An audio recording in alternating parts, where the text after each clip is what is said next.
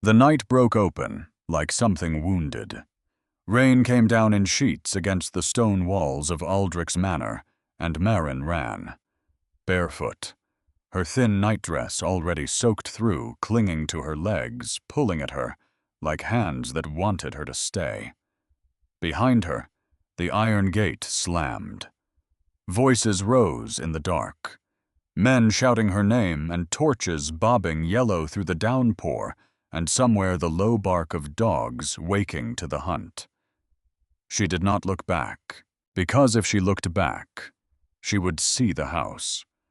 And if she saw the house, she would remember the last 3 years inside it. And if she remembered, her legs would stop, the way they always stopped, the way a body learns to stop, when it has been taught that running only makes the punishment worse. So she ran forward instead. Blood traced a thin, warm line down the side of her face from the cut at her temple, where his ring had opened the skin. An hour ago, maybe less. Time had gone strange the moment she decided to live. You will never leave this house alive. That was what he'd said. Lord Aldrich, with his soft voice and his softer smile, the smile that had fooled her father, fooled the whole valley, fooled her. Standing over her with the candlelight behind him, so she couldn't see his eyes, only the shape of him, huge and patient. A man who never rushed. A man who owned things and knew that owned things do not run, because where would they go? She would show him where. The forest rose ahead of her out of the rain. Black, enormous. Older than the manor, older than the valley, older than the name Aldrich, and every cruelty carried in it. The forbidden wood, the one mothers pointed to when children misbehaved. Go on, then they'd say. Go on into the trees and see what lives there. Wolves the size of horses. Things with too many teeth. Things that answer to no king and no god. Maren had never believed it. Except tonight, she didn't care whether she believed it. Tonight, the thing behind her was worse than any story. A monster she could name. A monster who signed her marriage contract with a steady hand and called it love. She crossed the tree line. A branch tore her ankle open. She kept going. The mud sucked at her feet, cold and living, and the dark closed over her head like water. Rain thinned here, caught in the high branches, but the wind came harder, funneled between the trunks, pushing at her chest like a warning she was too far gone to heed. She fell, went down hard over a root she never saw, palms skidding in the wet leaves, a sob catching in her throat before she swallowed it back down. No sound. No sound. Sound was how they found you. She had learned that, too. On her knees in the black forest, chest heaving, Maren let herself have exactly one moment. One. She thought of a warm bed that had never hit back. She thought of a kitchen that smelled of bread, and her mother's hands, and the low murmur of a woman naming plants under her breath, fever, you for the head willow bark, for the ache yarrow to close a wound. She thought of a life she'd had before the marriage. Before her father, drowning in debt, had looked at Lord Aldrich's gold, and looked at his daughter, and decided which one he could part with. That girl was gone. She'd burned up the night she understood what her husband was. And what was left kneeling in the mud was something else. Something that had one thing left to lose, and had decided, finally, not to lose it. Maren got up. Lightning cracked the sky white, and in that half-second of terrible light, she saw it a shape between the trees, low and long, and hunched against the weather. A cabin. Half-fallen roof sagging one shutter hanging by a single nail. Abandoned for years by the look of it. Shelter. She went to it the way a drowning woman goes to driftwood. Not because it's safe, because it floats. The door shrieked when she hauled it open. Inside cold dust, the smell of old ash and older wood. She pushed it shut behind her, and the storm dropped to a distant roar, and Maren slid down the wall until she sat on the floor with her arms around her knees and her ribs aching where his boot had found them. She had escaped. For now. Because he would come. He always came. And if he sent the hunters, the real ones, the men who tracked deer through snow for sport, they would find where her feet had bled. The storm would wash some of it. Not all. Never all. She pressed a hand to her side and made herself breathe. The cabin was one room. A broken table. Shelves gone soft with rot. A hearth full of cold ash, and beside it, folded neat as a promise, a fur blanket someone had left behind a lifetime ago. Moth-eaten. Filthy. The most beautiful thing she had seen in 3 years. She needed fire. Her hand shook as she dug 2 pieces of flint out of the dust near the hearth, and she struck them, and nothing came. Struck again. A spark dead before it landed. Her mother's voice came to her low and patient. You don't force the spark. Love you. Invite it. And Maren almost laughed, almost broke, and struck one more time. The spark caught. A curl of smoke. A thread of orange in the dark. She fed it a splinter of the broken table, then another, cupping her hands around the small flame, like it was the last warm thing in the world. Because maybe it was. Heat bloomed. She pulled the ruined blanket around her shoulders and sank down beside the fire, and for the first time since the gate slammed, let her eyes close. That was when she heard it. A cry, thin-high, torn to ribbons by the wind. She sat up so fast, the blanket slid off her shoulders, listened. Only rain, only the fire's small talk. Then again, sharper. A yelp, an animal small and drowning by the sound of it. No, not now. Not tonight. She had nothing left to give. She had spent every ounce of herself just getting through that door. And whatever was crying out there in the dark, it was not her problem. It could not be her problem. She was a woman with a cut on her head and a killer at her back, and the cry came again. Weaker. And something in Maren, some stubborn old thing that no amount of Lord Aldrich had managed to kill, stood up before the rest of her, had decided anything at all. She threw the blanket over her shoulders. She opened the door. The storm hit her like a hand. Down the slope behind the cabin, a stream had swollen fat and violent with the rain, and in it, pale thrashing, going under a wolf pup. Barely more than a scrap of fur.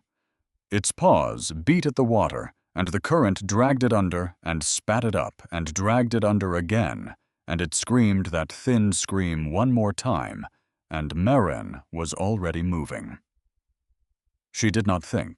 She went down the slope on her heels, half sliding, and hit the water, and the cold drove the breath clean out of her body. Black water to her thighs, pulling, wanting.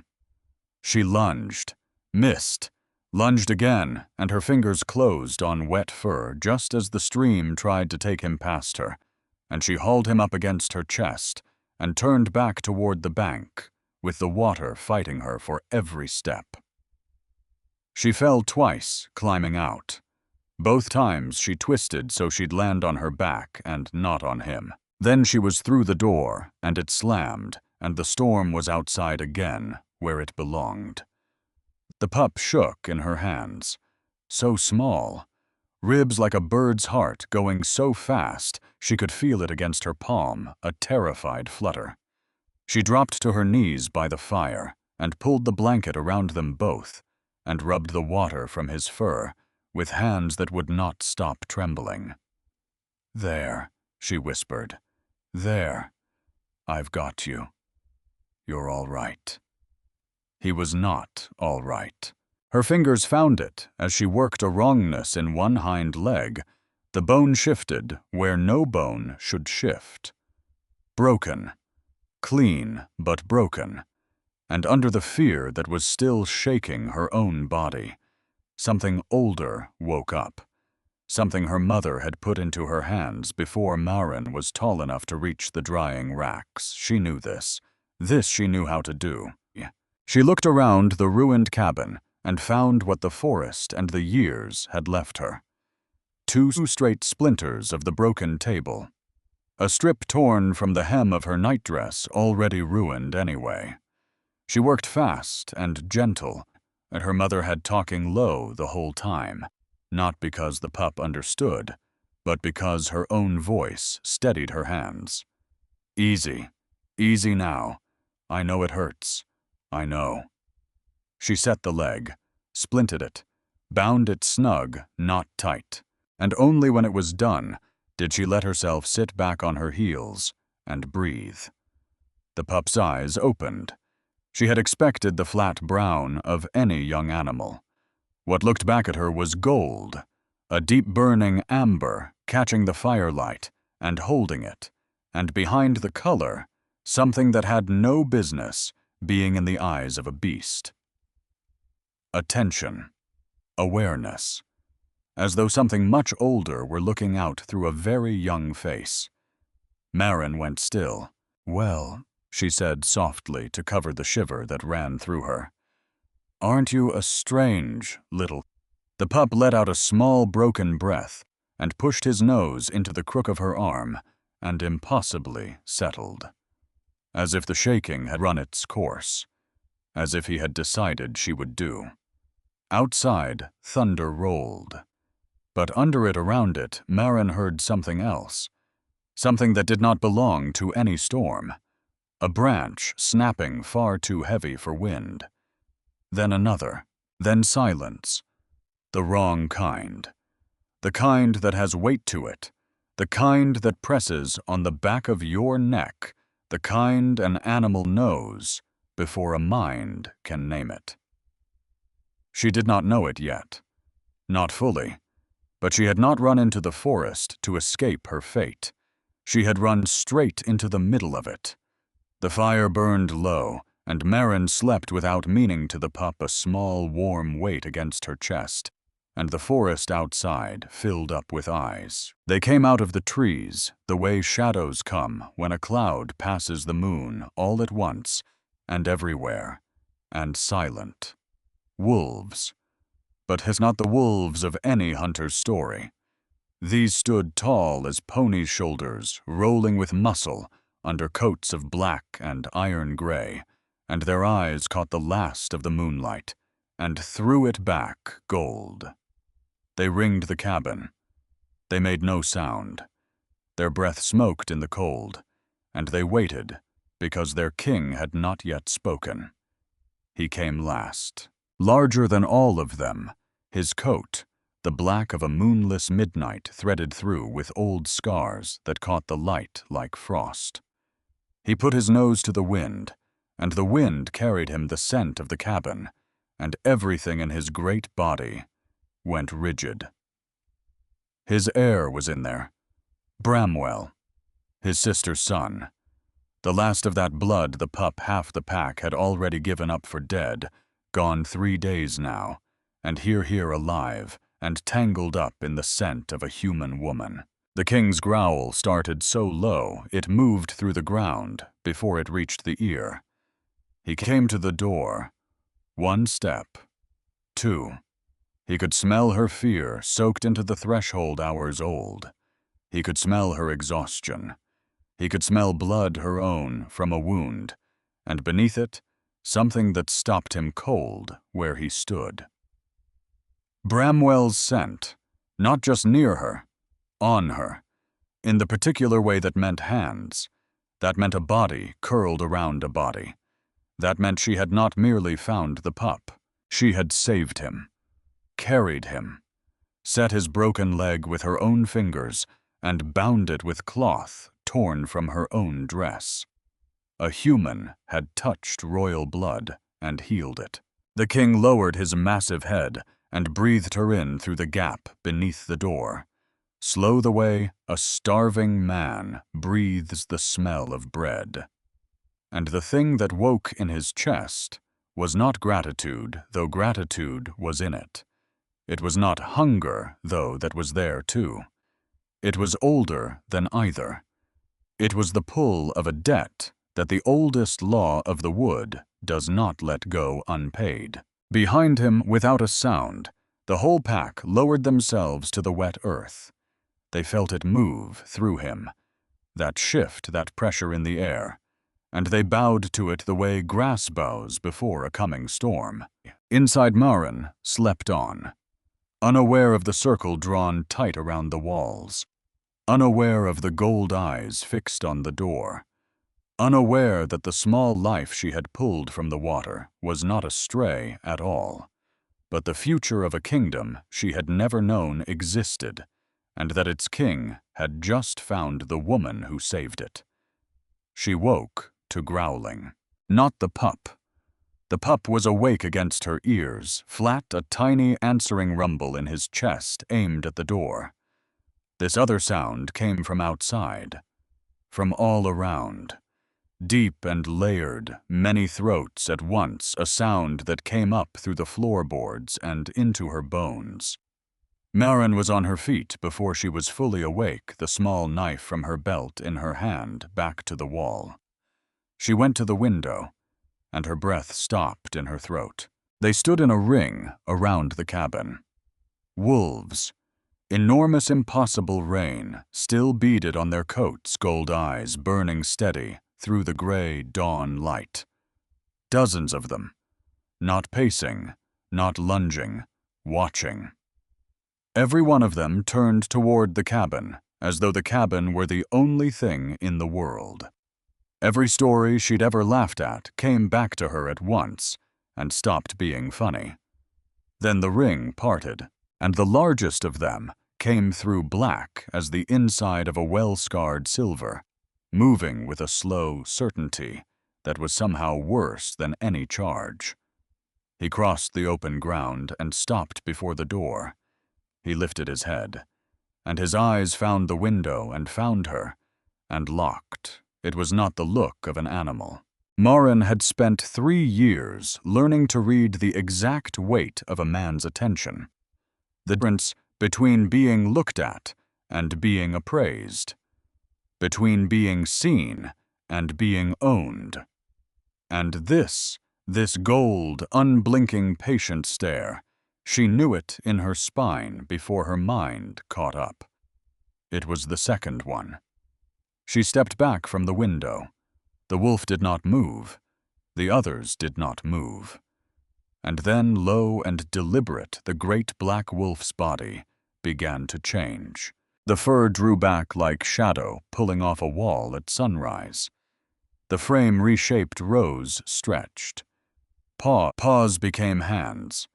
The long muzzle drew back into a hard jaw, a scarred cheek, a mouth.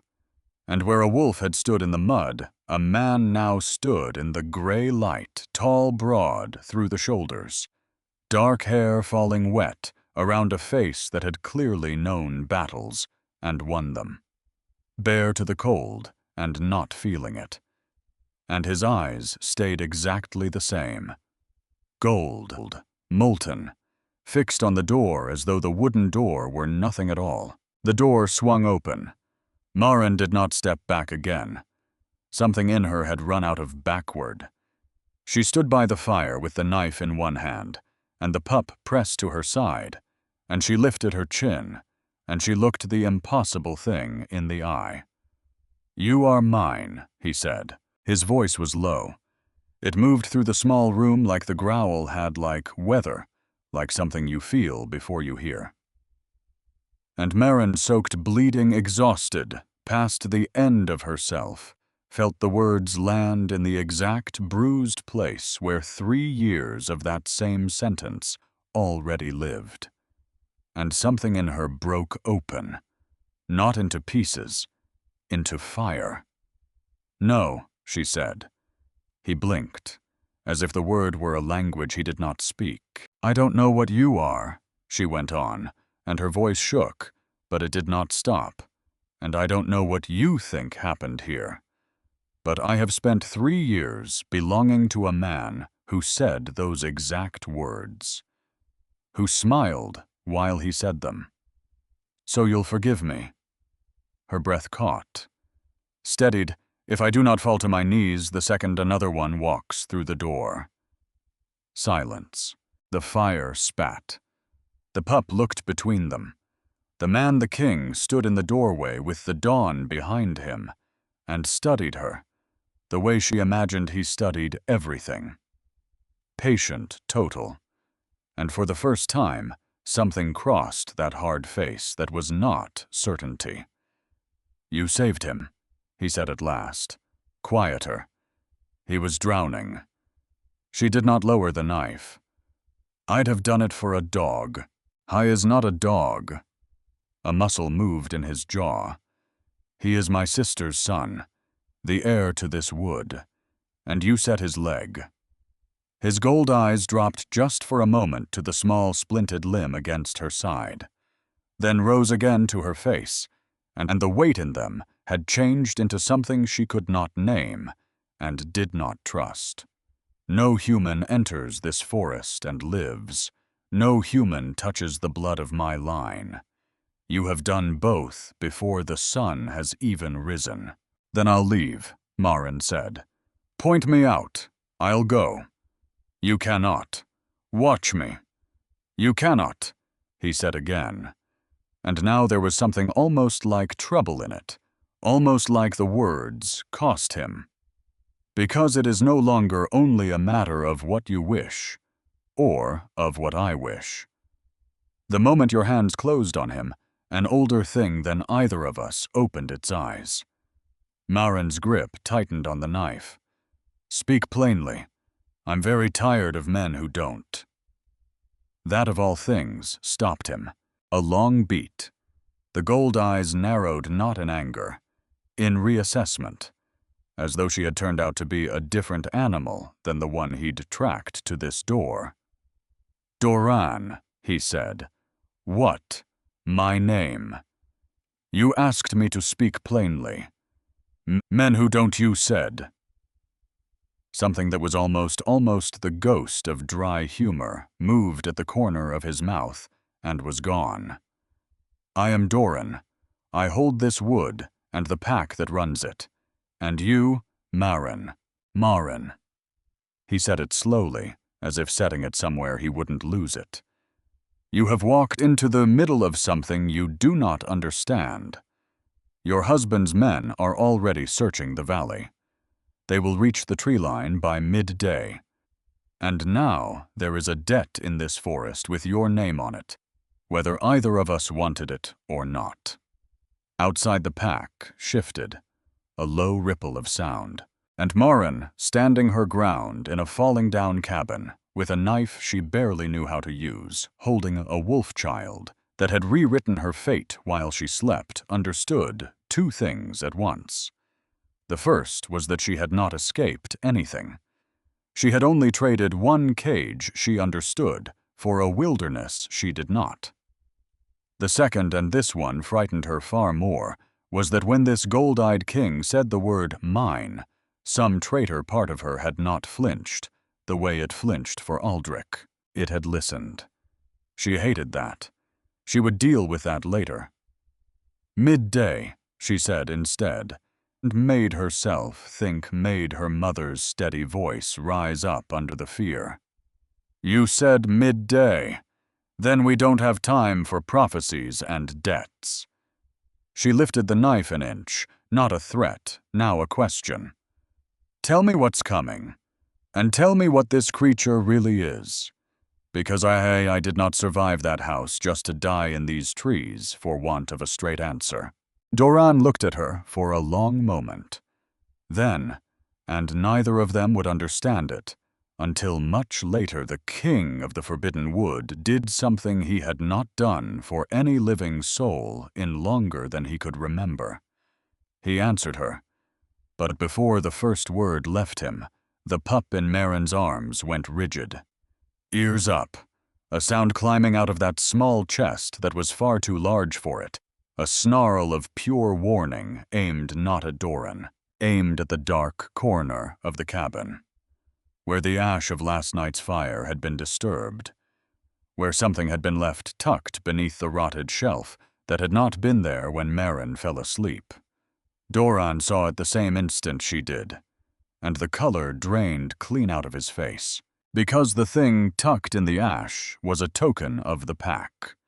A carved and knotted cord left as a message in the old way, and Doran knew the hand that had knotted it, and knew it should have been impossible for that hand to have come so close in the night, without a single wolf in his circle raising the alarm, which meant the danger to the air had not been the storm, or the stream. The pup had not fallen into that water. Someone in his own pack had put him there, and that someone had stood in this cabin, while Merrin slept close enough to touch the sleeping woman, close enough to finish what the stream had failed to do, and had chosen for reasons Doran could not yet fathom, to leave a message instead. The air was meant to die.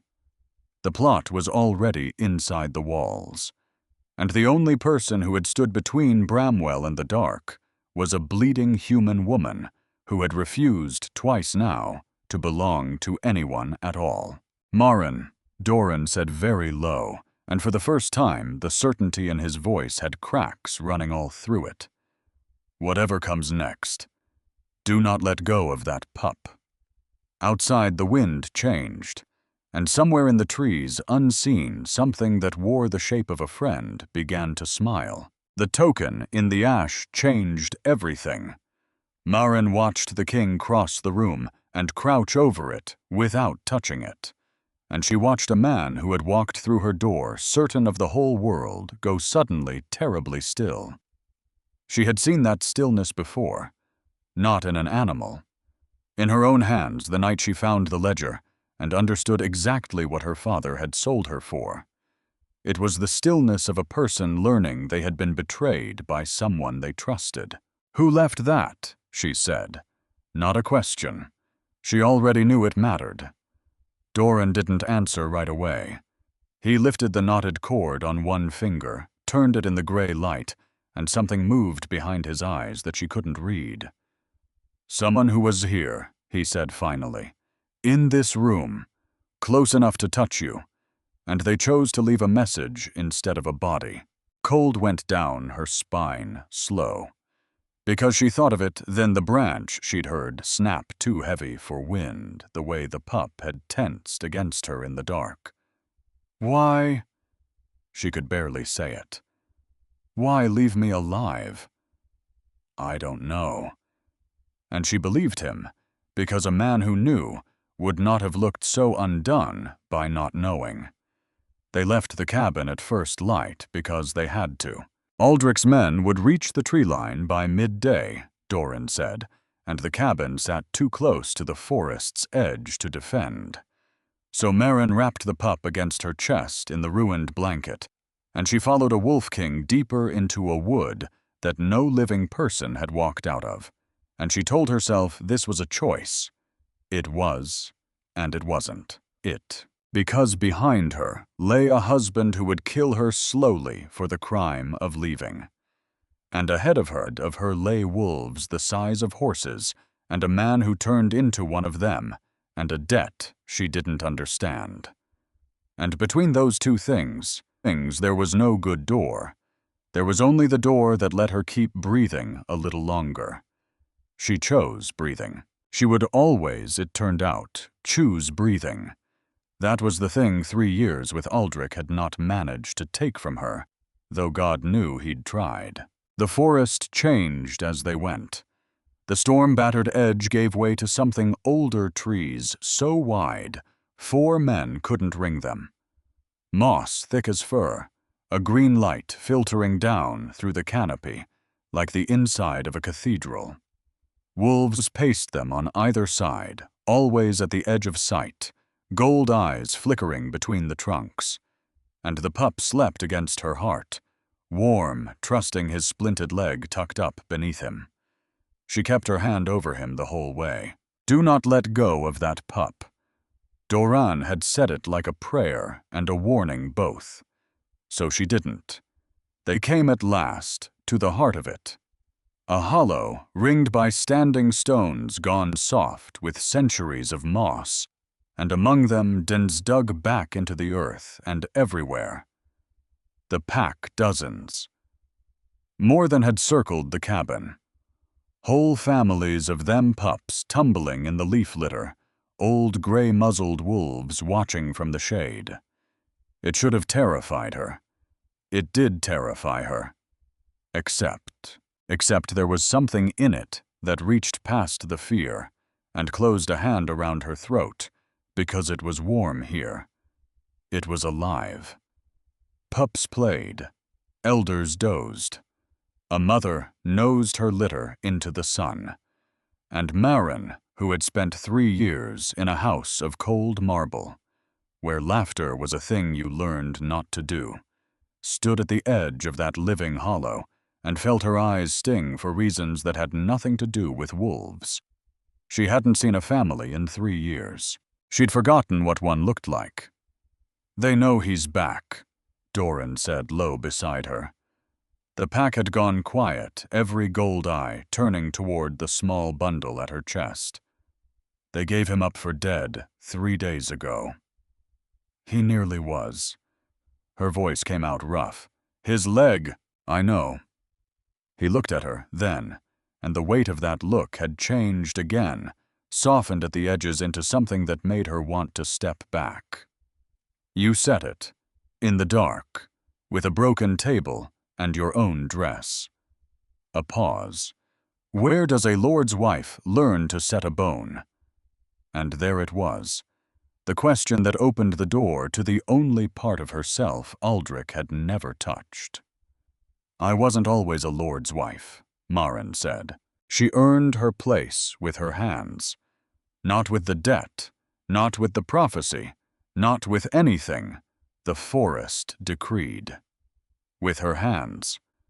Because on the second night the pup took a turn.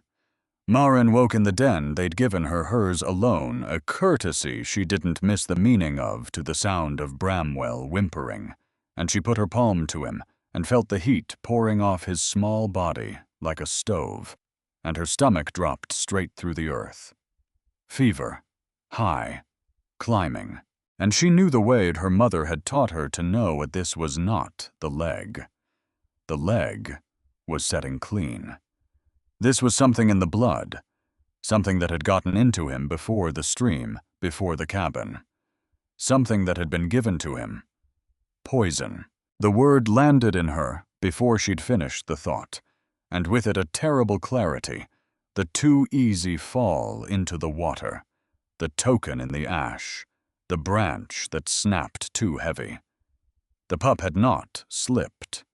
He had been put. And whatever had pushed him had made sure that even if he lived through the water, he would not live through the week. Marin sat back on her heels in the dark, and for one long moment felt the whole weight of it crush down on her. She could not do this. She was one woman. She had a cut on her head, and a killer in the valley, and now a dying child in her lap, and a forest full of creatures who could tear her apart if the child died in her care. Stop. Her mother's voice. Feverfew for the head. Willow for the ache. You don't force the spark. You invite it. One thing at a time. She got up. She went to the mouth of the den, where a great gray she-wolf stood guard, and she looked into those gold eyes, and did the only thing she could think to do. She spoke to it like a person. "I need Doran," she said. "Now. And I need every plant in this forest that I can get my hands on before dawn. He's been poisoned. If I don't work fast, he dies. Do you understand me?" The she-wolf looked at her for a long, unreadable moment. Then she turned and ran into the dark. They worked through the night, the king and the human woman. He could not read the plants, but he knew the forest knew where the water ran cold, and where the old growth kept its secrets. And so, she named what she needed, and he brought it, ranging out and returning with roots clenched in his jaws, with bark, with the pale mushrooms that pull venom, the way a wick pulls flame. And Merrin ground and steeped and strained by firelight, her mother's hands moving in her own 3 years of forced forgetting, falling away as the knowledge came back whole. She did not sleep. Neither did he. Somewhere in the black middle of that night, kneeling across the fire from each other, with a fevered pup between them, Doran spoke. "You keep his head lifted when he drinks," he said, "so he doesn't choke. Where did you learn that?" "My mother." Maren didn't look up from the poultice. She was the woman people came to when the physician had given up, or when they couldn't pay one. Her jaw tightened. "She died when I was 17. My father had debts. A lord came with gold." She pressed the poultice to the small wound she'd found on the pup's flank, the entry point she was sure of it now, where the poison had gone in. "You can guess the rest." Silence from the other side of the fire. "He said it too." She went on quieter, because the dark made it easier.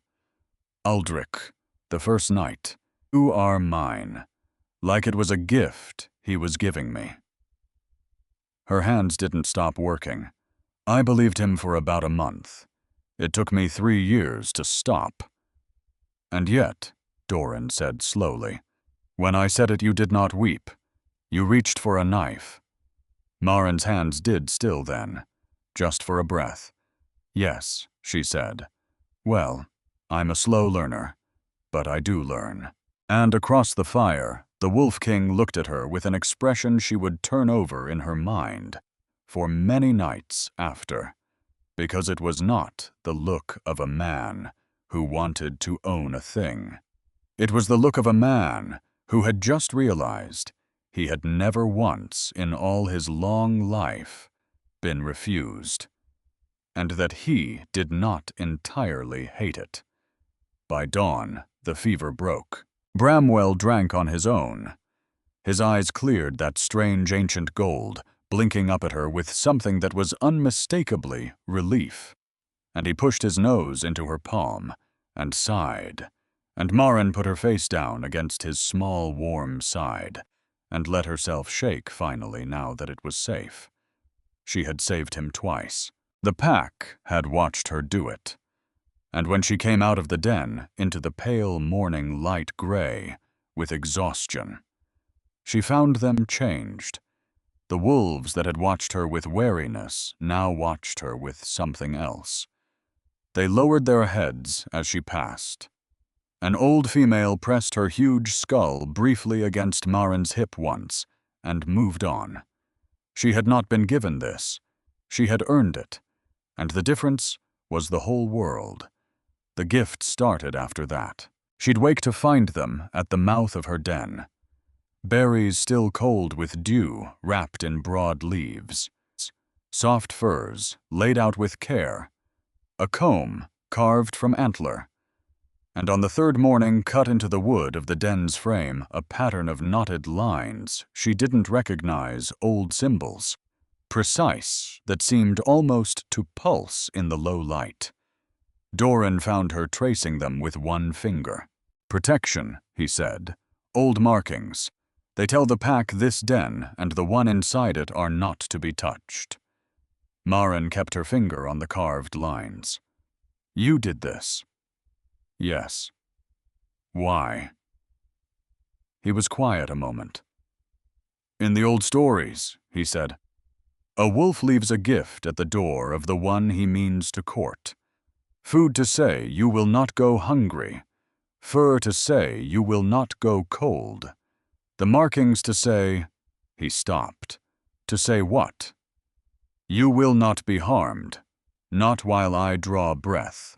And Maren, who had spent 3 years being given things, jewels and gowns, and a great cold house, every one of them, a chain with a bow on it, felt her throat close. Because she knew this shape. She knew exactly what it was to be given things by a powerful man who called it love. She turned to face him. "In my old life," she said, and her voice was very steady, "a powerful man gave me gifts too. A ring, a house, a name, and every single one of them was a wall dressed up as a window." She held his gold gaze without flinching. "So you'll understand if I don't know how to read these. Because the last time a man told me you will not be harmed, he was the harm." Doran took that. He didn't flinch either. And what he said next was not what she expected. "Then I read them wrong for you," he said. "Not you are protected because you are mine." He gestured to the carved lines, slow. "You are protected because you are free to leave. And a thing that is free to leave and stays is worth more than a thing that is kept." Silence stretched between them long and full. "You can go, Marin," he said. "The moment the air is well and the valley is safe, I will walk you to the edge of this wood myself. That is the promise under those markings. Not that you are caught." His jaw worked. "That you are choosing." And Marin, who had been braced her whole life for the other answer, did not know what to do with this one. So she said the only true thing she had. "I'm not going anywhere until I know who poisoned that child." "No," Doran agreed. "Neither am I." The truth came apart, slowly, the way truth does. She learned the pack's shape in the days that followed, who deferred to whom, who ate first, who slept at the edges. And she learned to see the one who didn't fit. A lean, gray wolf silver at the muzzle, though not old, who watched the others the way Aldrich had watched a room. Measuring, counting, waiting. His name was Cassian. And when he took his human form, tall, elegant, a smile that never once reached his eyes, Marin felt the hair rise on her arms because she had married that exact smile. She knew it in her bones. He was charming to her. That was the tell. He was the only wolf in that whole forest who bothered to charm her, and men who need to charm you, she had learned at great cost, are men who want something they haven't figured out how to take yet. "The healer," Cassian said, finding her at the stream one afternoon all warmth. "The pack speaks of nothing else. You've quite bewitched them." A pause, delicate. "Some are asking what a human wants so deep in a forest that has always killed her kind. Some are afraid." His smile widened. "I only tell you so you can protect yourself, of course." Some are afraid. And Marin understood with a lurch that fear was being planted. Carefully, row by row, and that she was the crop. "How kind of you to warn me," she said, matching his smile, tooth for tooth. That night a whisper had gone through the pack that she hadn't started. An old prophecy. A human woman who brings ruin to the wood. The end of the line. By morning 3 wolves who had bowed to her the day before would not meet her eyes. She had seen this before too. A man too clever to strike you himself, who instead makes the whole house afraid of you until they do his striking for him. Aldrich had done it with the servants, turned them one by one until Marin was alone in a house full of people. She would not be made alone again. The hunters came on the 9th day. She smelled them before she saw them. The wrongness of steel and oiled leather in a green world, and then they were there at the forest's edge, a dozen of Aldrich's men with crossbows and a tracker, and at their head on a black horse, a figure she'd have known in the dark by the cold that came off him. Not Aldrich himself, but his captain. Bringing his master's order, shouted into the trees, "Bring her back, alive if she comes quiet. Any way at all if she doesn't." What happened then? Marin would carry the rest of her life. Because Doran did not hesitate. He put himself between the tree line and her human, then not the shift, rolling over him like a wave. And the pack came out of the wood on either side. A wall of teeth and gold eyes, and the hunters' horses screamed and reared. And the men, brave in the valley, went pale as the forest itself rose against them. They loosed their bolts anyway. Fear does that. One found its mark. Doran took it high in the shoulder as he drove the captain's horse back, and Maren saw the shaft go in, saw the great black body falter, and something in her chest tore clean in two. She was moving before she decided to. Straight into it. Toward the wounded king, and away from the men who'd come to drag her home, which was, she would think later, the most honest choice she'd ever made, that when the moment came, her body ran toward the wolves, and away from the world that called itself safe. The hunters broke. The pack drove them from the trees, and the wood went quiet, and Maren dropped to her knees in the moss beside a bleeding king who had put himself between her and the arrow. "You," she said, hands already moving, already seeking, "are the single most reckless creature I have ever met, and I once married a man who dueled over a card game."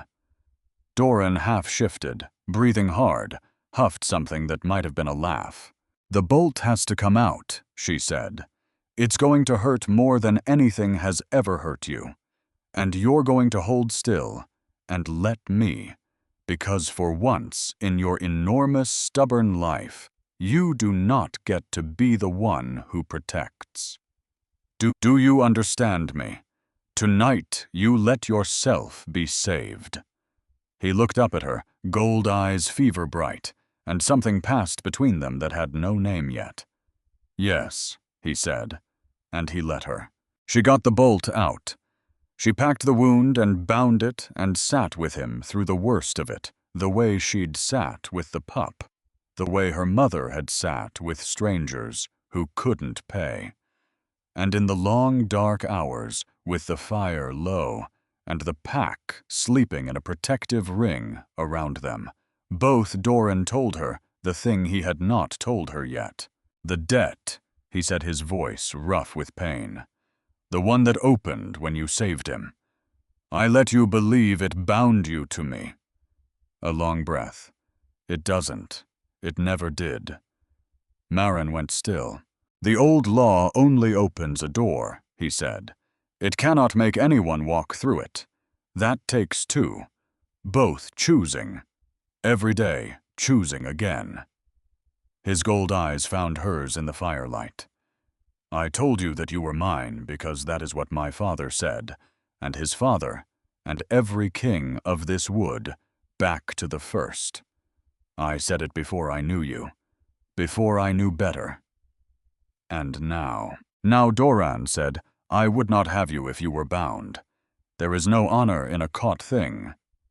He looked away into the fire, and what he said next cost him, and she knew it. "I watched you for you. Not because a debt told me to. Not because a prophecy named you. I watched you because a woman half drowned and bleeding pulled my heir from a river and set his leg with her own dress and refused to kneel to me, and I had never in my life seen anything I wanted to be near more." The fire cracked. Outside an owl. And Maren sat with the thing she had waited her whole life to hear from a powerful man, and had never once believed she would. "You are free, and I choose you anyway." "I don't know how to trust that," she said. Honest, because he'd been honest. "I know," Doran said. "I'm not asking you to. I'm asking you to let me earn it. Every day. Like a thing worth earning." She didn't answer him that night. She wasn't ready, and he didn't push, and that the not pushing did more than any gift or any oath. But something had shifted, and they both knew it. She was still sitting beside him, near dawn, half asleep, her hand resting on his uninjured shoulder, When the she-wolf who guarded her den came racing into the hollow, hackles up a sound in her throat that woke every wolf in the ring at once. Doran was up despite the wound, Maren on her feet beside him, and Cassian walked into the hollow, unhurried, that smile in place. But he was not alone. Behind him, at the edge of the trees, where no man should have been able to stand, was a human, one of Aldrich's. The captain from the tree line, alive, unbound, standing at Cassian's shoulder like a guest, like an ally. The hollow went utterly silent, because there was only one way that man was still breathing. Only one way he'd walked into the heart of the pack and lived. Someone had let him in. Someone had made a bargain. "You've all been so frightened of the human woman," Cassian said, pleasant as ever, spreading his hands to the watching pack. "The prophecy, the ruin she brings. And here I've gone and found proof of exactly whose side she's truly on." He tilted his head toward the captain. "Her husband's men welcomed into our forest. However did they find us, do you think? It was a lie. A beautiful backwards, perfectly aimed lie, the traitor, pointing at the innocent and crying, 'Traitor,' first loudest, before she could open her mouth. And Maren looked at that smile, and looked at the frightened faces of the pack turning toward her, and felt the floor of the world tilt toward a very old, very familiar trap. She had two choices. She could defend herself, protest, deny, and look exactly as guilty as he needed her to look. Or she could do the thing Cassian, in all his cleverness, would never expect from a caught woman. She could go on the attack. "How did they find us?" Maren repeated slowly into the silence. And she did not look afraid, because she wasn't. Not anymore. She was something colder and clearer than afraid. She turned to the pack, to all those uncertain gold eyes, and she raised her voice so every one of them would hear it. "Yes, let's ask that. Let's ask how a dozen men walked straight to a forest that has hidden itself for 1,000 years. Let's ask who left a token in the ash of a cabin the night your heir nearly died. Let's ask." She turned and leveled one finger at that elegant, smiling face. "Who stood over me while I slept close enough to kill me and chose not to, because a stranger would have. Only someone who needed me alive to blame would have let me live." Cassian's smile did not waver, but something behind his eyes did, and the pack, the whole silent watching pack, turned slowly to look at him. The trap had been set for her. She had just handed it back. The pack turned to look at Cassian, and for one held breath, the whole hollow balanced on the edge of a knife, because a room full of frightened creatures can turn either way, and Maren knew it. She'd stood in rooms like this. She'd been the one they turned on. So she did not let the silence close. She filled it. "The token in the ash," she said, still pointing, her voice carrying to the farthest den. "Show it to them, Doran." Doran lifted the knotted cord high, and the older wolves saw it, and a low sound moved through the pack, recognition, and the beginning of understanding. "Only a wolf of this pack knots a cord that way," Doran said. His voice was iron. "It was left in the cabin the night Bramwell was poisoned. Left by a hand that walked past every sentry I posted. Left by someone the sentries did not challenge, because they knew him." Cassian's smile finally broke. "You'd take the word of a human," he said, turning to the pack, spreading his hands. "Over your own blood, she's clouded your king's mind. Look at him wounded defending her. Ask yourselves what she is. I'll tell them what I am." The words came out of Maren before she'd planned them, and she stepped forward into the center of the hollow where every gold eye could find her. Her heart hammered. Her hands shook. She let them. because she was done hiding what it cost her to stand. "I am a healer's daughter," she said. "I set the heir's leg with my own dress.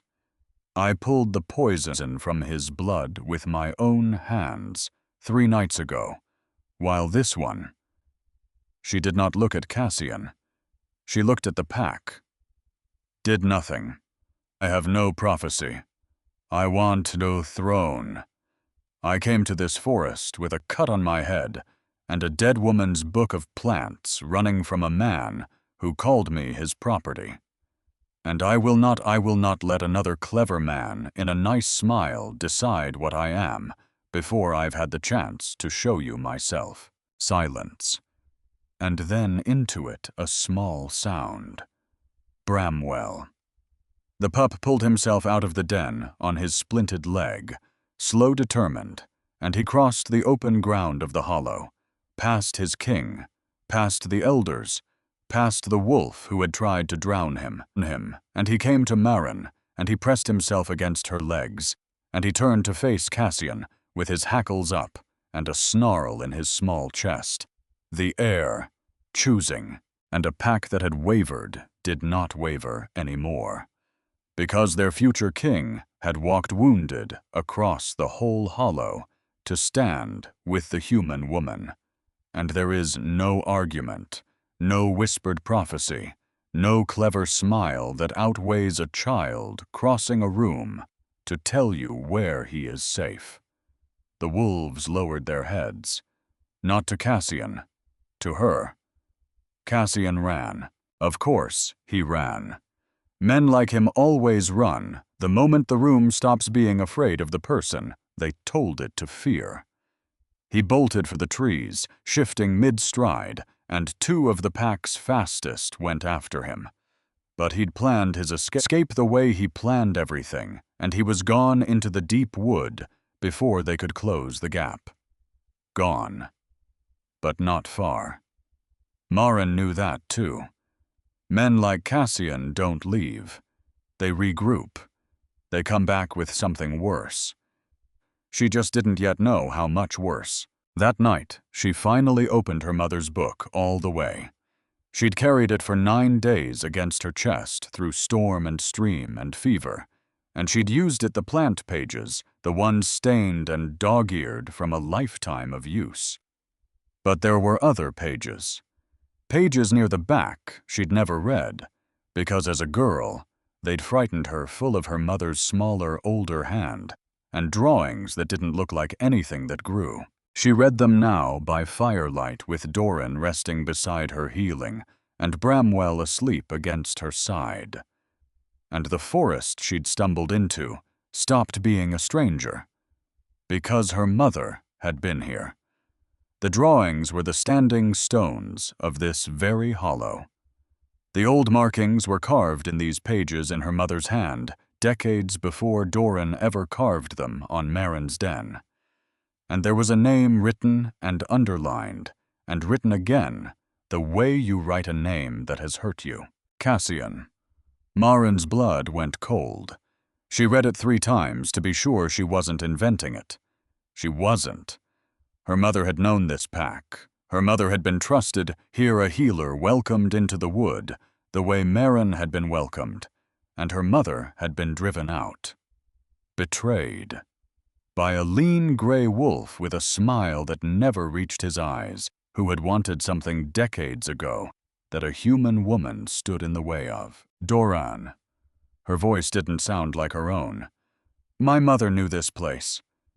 He came awake fully, and she showed him the pages, and she watched the last piece land in him, watched him understand that the thing in his pack had been rotting there far longer than he'd feared, that Cassian had betrayed a healer once before and been patient enough to wait a generation, and had likely engineered this whole ruin, the poisoning, the prophecy, the alliance with Aldrich's men, not for the throne alone, but because the healer's daughter had walked back into the one wood he'd worked so hard to make sure no healer ever entered again.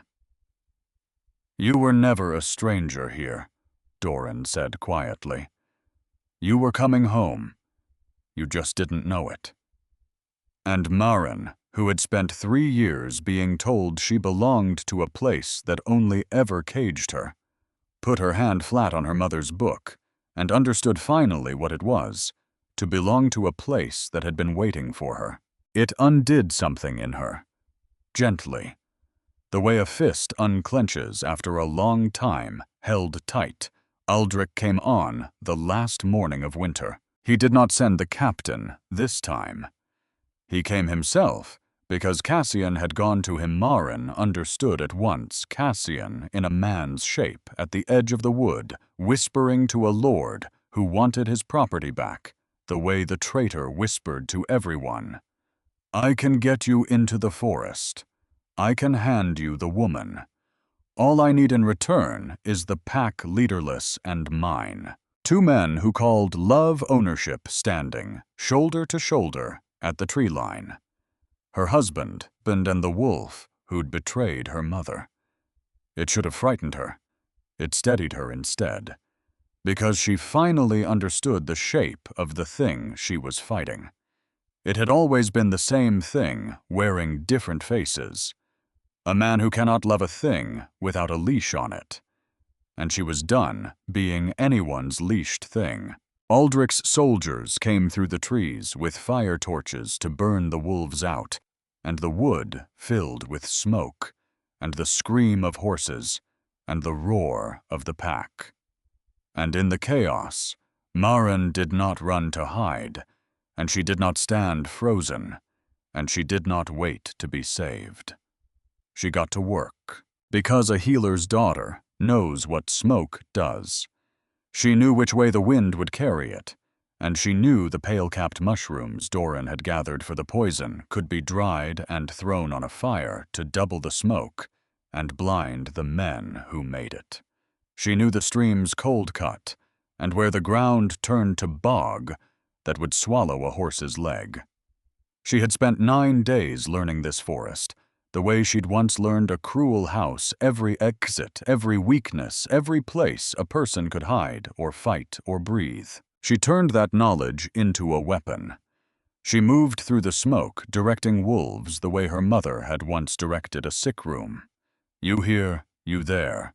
Drive them toward the bog, pull the wounded back to me. And they listened. This human woman, moving calm through the fire, with a healer's certainty, and they listened, because she had earned every ounce of it twice over in blood and fever and truth. Doran fought beside her, not in front of her, beside her. And that was the whole of how far they'd come, that the king who'd walked through her door saying, "You are mine," now took his place at her shoulder, and waited to hear where she needed him. It came down to the 2 of them in the end, as she'd known it would. Aldrich found her in a clearing where the smoke thinned, and he had his sword, and his face was the calm, patient face she'd spent 3 years learning to dread. The face of a man who has never once believed a thing he owned could truly leave. Maren. He said her name like a leash. Enough. Come home. That was never my home. Her voice didn't shake. She noticed that distantly with something like wonder. It didn't shake. It was your house.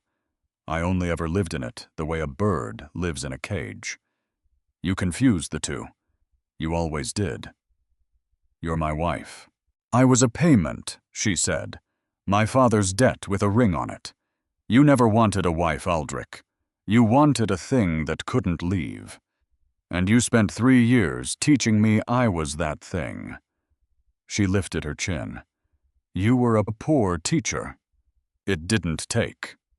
He came at her then because men like him only have one answer when words stop working, and he never reached her. Because the pack was there, because Doran was there, and a wall of teeth and gold eyes rose between Maren and the blade, and Aldrich's sword met nothing but air, and then the ground, as the great black wolf drove him back and down into the moss. Doran stood over him, jaws bared, every muscle drawn to kill. and Maren saw it the moment tilting toward blood, toward the easy end, toward the thing that would have felt so good and settled so little. Doran. She said it quietly. He heard it over everything. No. He did not move off the fallen man, but his gold eyes found her. Not like this, she said, and crossed the clearing to stand beside him, her hand coming to rest on the ruff of his neck. If you kill him in a rage, then he was right about all of it. That the strong take what they want. That the answer to a man with a leash is a bigger leash. She looked down at Aldrich beaten, disarmed, staring up at her, with the first real fear she'd ever seen in him. He'll answer for what he is, but he'll answer to law, not to your teeth, because we are not the thing he says we are. For a long moment, the wolf did not move. Then Doran stepped back, off the man, and shifted bones and shadow rolling into the shape of the king, standing tall and terrible over the lord who had come to burn his home. And his voice, when it came, was fit to shake the trees. You will be bound, he told Aldrich, and given to your own valley's justice with witness of every wrong you did her, which the pack will carry to men who can weigh it. You wanted her to have nowhere to go. A cold, cold smile. She has a whole forest, and you have a long walk to a cell. They found Cassian, too. He'd meant to slip away while the men and the wolves killed each other. That was always the plan of men like him, to let others bleed and walk into the empty throne after. But Bramwell's mother, the great gray she-wolf who'd guarded Maren's den, had never once taken her eyes off him. And she brought him down at the wood's edge alive and dragged him back to the hollow to face the thing he'd spent 2 generations avoiding. Not Doran's rage. Maren didn't allow that either. The pack's judgment. The whole pack, in a ring, in the old way. The way her mother's book said they had judged their own since the first king. Cassian, who had poisoned a child and betrayed a healer and sold his own wood to a tyrant for a crown made to stand in the center of every gold eye he'd tried to deceive and answer. He had no clever smile left by the end of it. That was the thing Maren remembered, that men like Cassian and Aldrich are only ever as strong as the fear they can plant in others. And when the fear is gone, when the room finally sees them plain, there's so little underneath. Just a frightened man who never learned to be loved except by owning, and chose cruelty over the harder work of being known. She didn't forgive him. Some things aren't hers to forgive. But she understood him. And understanding she'd learned is not the same as excusing. It's just a thing that lets you walk away without carrying the poison with you. The pack exiled him. Beyond the far mountains, marked never to return, which for a creature who lived and breathed the pack was a kind of ending. But it was justice and not vengeance, and Maren had learned to know the difference the way she knew feverfew from foxglove. One heals, one kills, and they can look to a frightened eye almost the same. Spring came to the forest the way forgiveness comes to a person. Slowly, then all at once. The snow gave way to running water. Buds broke green along black branches.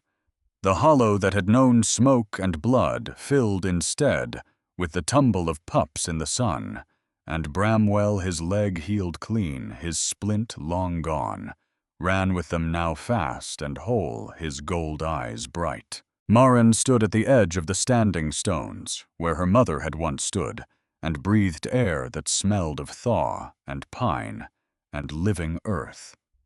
She wore the furs the pack had given her, not as a blanket now, but as a mantle, and she did not feel caught, and she did not feel kept. She felt chosen, by herself first, which was the only choosing that had ever mattered. Doran came to stand beside her. He'd learned that beside, not in front, and the learning of it had been its own long courtship, worth more than every carved gift. "The pack is asking what you'll do," he said, "now that the valley is safe, now that you're free to leave." A pause. "I told them it wasn't my question to answer." Maren looked out over the hollow, over the pups and the elders and the whole living, breathing warmth of it, over the child who'd crossed a room, wounded to choose her, over the wood that had been waiting for her before she was ever born. "My mother ran from this place," she said, "driven out, and she carried it with her in a book her whole life, the one home that ever wanted her taken away." Her throat tightened. "I'm not going to run from it too. Not because I'm bound. Not because of any debt." She turned to face him, and she was not afraid, and her voice did not shake. "Because I choose it. Every day. The way you said. Choosing again." Doran's gold eyes softened. "And you," she said before he could speak, because she'd learned to say her own terms first. "I'm not yours. I'll never be yours the way that word was used on me. But I'll stand with you, as long as you stand with me, and not ahead of me. As long as the door stays open, as an equal, or not at all." "An equal," Doran said, and he said it like a vow, and he went down, not to catch her, not to keep her, but to one knee, the way you kneel to something you honor and do not own. "Not mine, beside me, for as long as you choose it." The pack lifted their heads, and the sound they made rolled up through the trees and out over the whole waking forest. Not a howl of hunger or of war, but something the wood had not heard in a generation. A welcome. For a queen who had not been given the wood and had not been chosen by prophecy for it, but had walked in bleeding and afraid, and earned every root and stone of it herself. Maren reached down and rested her hand in the king's, not held, not caught, joined. "Together," Doran said. "Together," she answered. And the forest which had waited so long for its healer to come home bloomed green around them and did not bow to be told. It bowed because it wanted to.